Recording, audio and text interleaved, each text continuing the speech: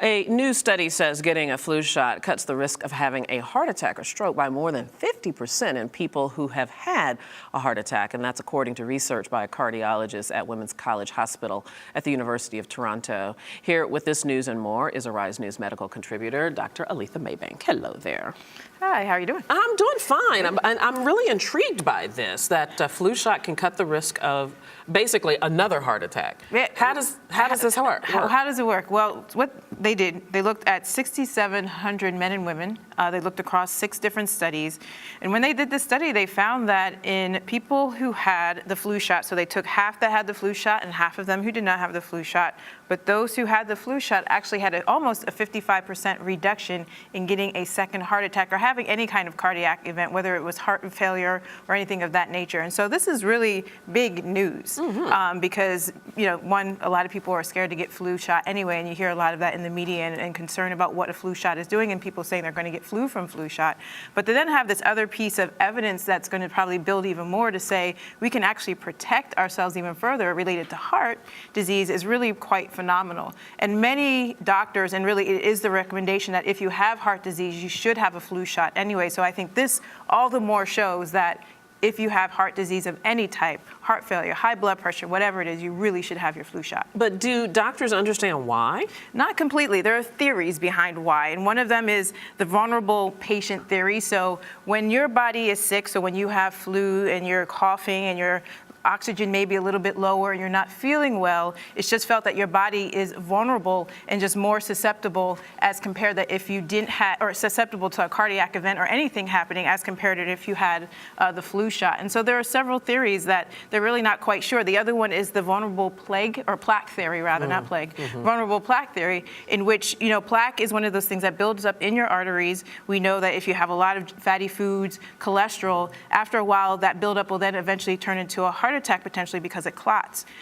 When the body is sick, the vessels become inflamed. And when that can happen, the plaques can become loose. And so they're thinking that that's one of the reasons why a cardiac event happens. If you don't become sick from something like a flu, which really gets you sick, maybe that's one of the reasons why potentially individuals are at less risk when they have the flu shot. But again, these are 2 theories, and it's really not completely clear why. Okay, all right, we're going to rush on to our next topic, but very quickly, is there an age component for these people that have the maximum benefit for the flu shot? Anybody over 6 months of age should have their flu shot. Okay. That anybody over the 6 months But with the of age. preventative property of the heart attack, does it matter what age? No, Across the recommendation, and we like to, everyone older than 6 months should have a flu shot. Okay, got it, doctor, got it. Okay, now this is another very interesting thing. It seems like they're redefining the definition of full-term pregnancy. Yeah, Tell me what the definition is and why. Sure, so full-term pregnancy now is 39 to 40 weeks, and that's it. It's 2 weeks. It's a 2-week window, when before it was 37 to 42 weeks. You know, as a pediatrician, I used to be at a lot of high-risk deliveries, and if the baby was, and I used to have to go to deliveries that were less than 37 weeks or older than 42 weeks, but now that is really changing. And really ACOG did this, and this is the OBGYN organization, because 2 things. Evidence was showing that really after a while, the risk of having poor outcomes for the child was increased if it was less than 39 weeks and increased if it was greater than 40 weeks. The other big piece is C-sections. C-section rates in this country are very high, and especially in communities of color and low-income communities in which women are able to advocate as well for themselves, and there are many other things related to the system. And so this is a way to kind of create some language and some clarity around when C-sections really should be performed. You know, the whole basis of it also is just really understanding that the best time really for a baby to be delivered is a spontaneous labor.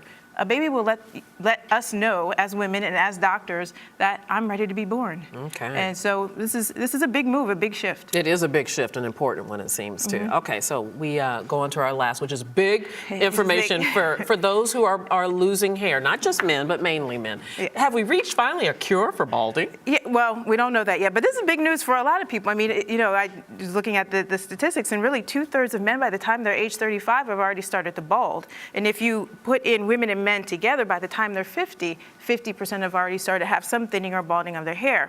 So usually, a lot of the meds haven't really worked so well, and then there's been some hair transplantation as well, but you're really just moving the follicle. It's not really causing regeneration or hair growth per se. So what this did, interestingly enough, they took cells from another piece of the skin layer. So not just the follicle, but also this area called the dermal papilla, which has a lot of the blood vessels. It's also responsible for what creates your fingerprint.